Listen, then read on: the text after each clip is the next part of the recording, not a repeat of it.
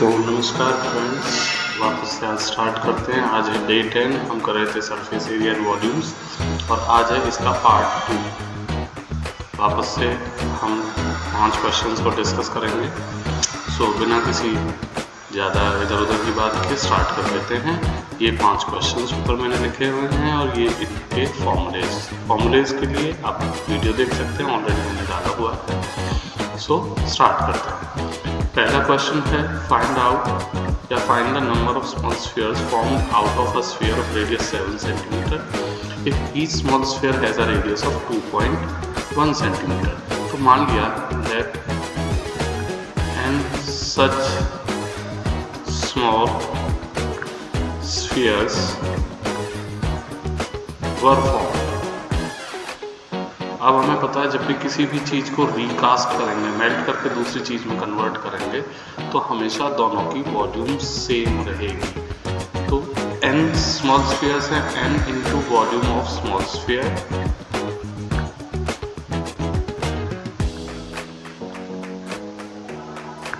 Equals to volume of large sphere.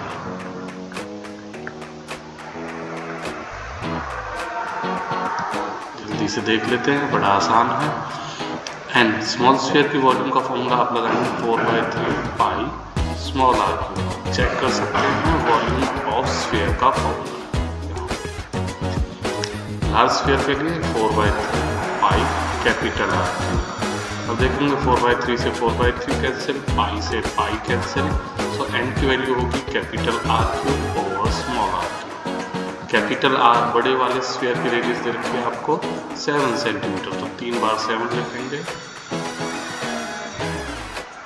और small sphere है 21 centimetre, 0.21 centimetre, तो 21/100,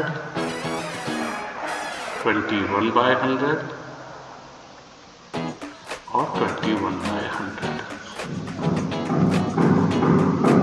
7 से 3 पे कैंसिल हुआ, इस 7 से 3 पे कैंसिल हुआ, इस 7 से 3 पे कैंसिल हुआ। न्यूमरेटर आया हमारे पास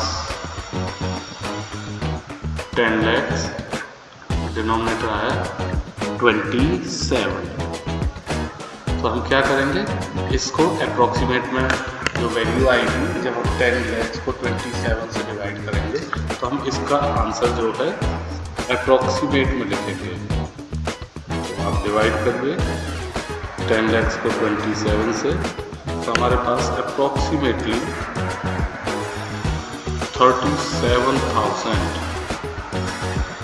37 स्मॉल स्फीयर्स बन जाएंगे। अगले क्वेश्चन पे आ जाते हैं। इस सबको मिटा देता हूँ। नेक्स्ट क्वेश्चन है फाइंड, इस डायरेक्ट क्वेश्चन है, फॉर्मूले पे ही बेस्ड है। इसमें कुछ आपको रीजनिंग नहीं लगता, सीधा फॉर्मूला अप्लाई करना। आपको पता होना चाहिए कौन से फॉर्मूले से क्वेश्चन होगा। क्वेश्चन है find the volume of the sphere whose radius is given. बड़ा सिंपल है, सीधा सा फॉर्मूला लगा देंगे। वॉल्यूम इक्वल्स टू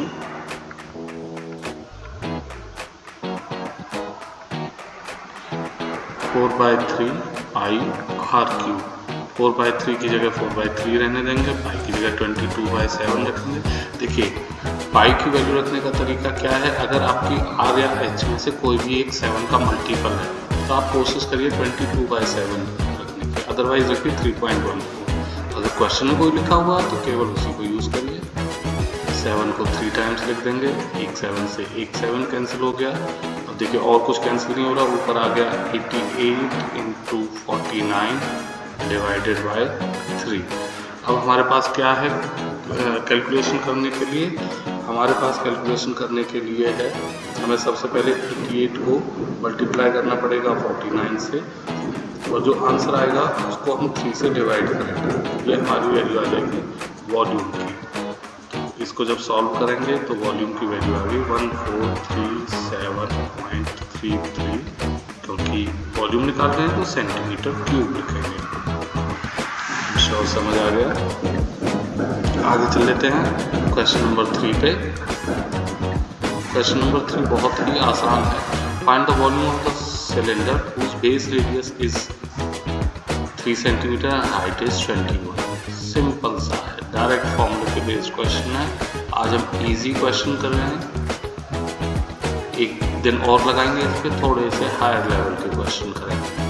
इसकी बेस रेडियस हमें 3 सेंटीमीटर दे दी। आपको पता है सिलेंडर का बेस एक सर्कल होता है और इसकी हाइट हमें दे रखी है 21 सेंटीमीटर। तो सिलेंडर की वॉल्यूम पूछिए, सीधे सीधे निकाल देंगे। Volume of cylinder is given by pi r square H.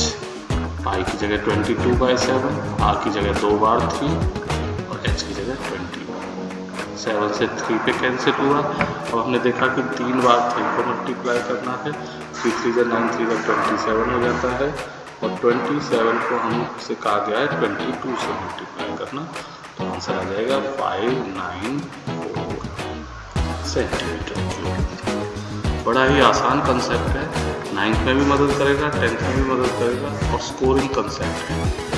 आराम से आप अच्छे से मार्क्स स्कोर कर सकते हैं इसमें। जल्दी से आ जाते हैं क्वेश्चन नंबर 4 पे। अब हमसे क्या कहा गया, find the radius of such a sphere whose volume is 2 times its surface area। पर asked to find the radius, तो वॉल्यूम का फॉर्मूला लगा देंगे। वॉल्यूम का फॉर्मूला 4/3 पाई आर क्यूब। यहाँ ये ऑब्वियस है कि सिंबल्स है देयर यूजुअल मीनिंग।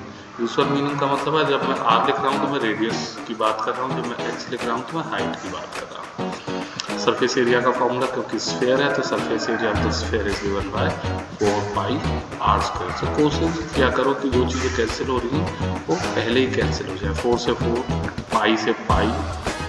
अब आर क्यूब इक्वल्स टू, ये 3 इधर जाएगा तो 6 आर स्क्वायर को इधर जाएंगे तो r cube by r square equals to 6 और आर इक्वल्स टू 6। क्योंकि यहाँ यूनिट्स नहीं दी हुई तो हम लिख देंगे 6 यूनिट्स।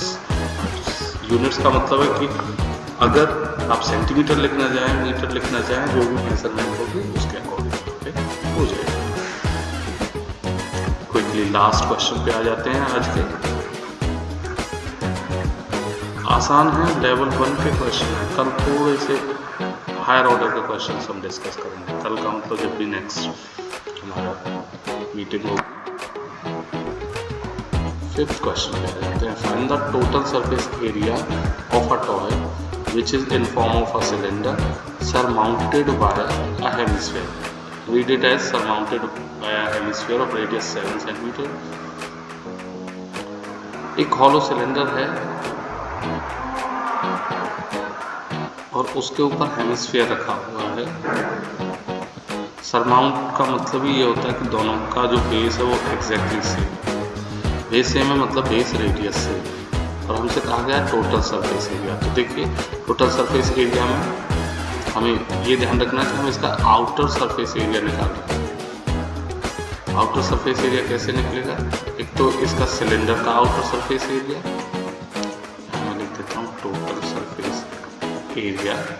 क्वेश्चन और अच्छा बन जाता अगर यहाँ लिखा होता कि आउटर, इनर या टोटल निकालना। हम एज्यूम कर लेते हैं outer surface area. Total surface area एक तो सिलेंडर का कर्व सरफेस एरिया 2 पाई आर एच और एक हेमिस्फीयर का कर्व्ड सरफेस एरिया। और हमें पता है कि हेमिस्फीयर का कर्व्ड सरफेस एरिया होता है 2 पाई आर स्क्वायर। तो इस तरह की कैलकुलेशन में सबसे पहले कोशिश करो कि जो टर्म्स कॉमन निकाल सकते हैं कॉमन निकाल दो। हमने देखा 2 पाई आर कॉमन निकलना है, यहाँ पे बचा एच, यहाँ पे बचा आर। अब वैल्यूज डालेंगे, 2 की जगह 2, पाई की जगह 22/7 या 3.14 एज द केस में भी। आज मैंने सारे क्वेश्चन बोल लिए हैं जहाँ पे रेडियस या हाइट में से कोई ना कोई एक नंबर 7 का मल्टीपल है। रेडियस 7, h प्लस आर वापस से h 10 है और r 7 है। हम देखेंगे कुछ टर्म्स कैंसिल हो रही हैं, लाइक 7 से 7 कैंसिल हो रहा है। ये हो गया 44 × 70।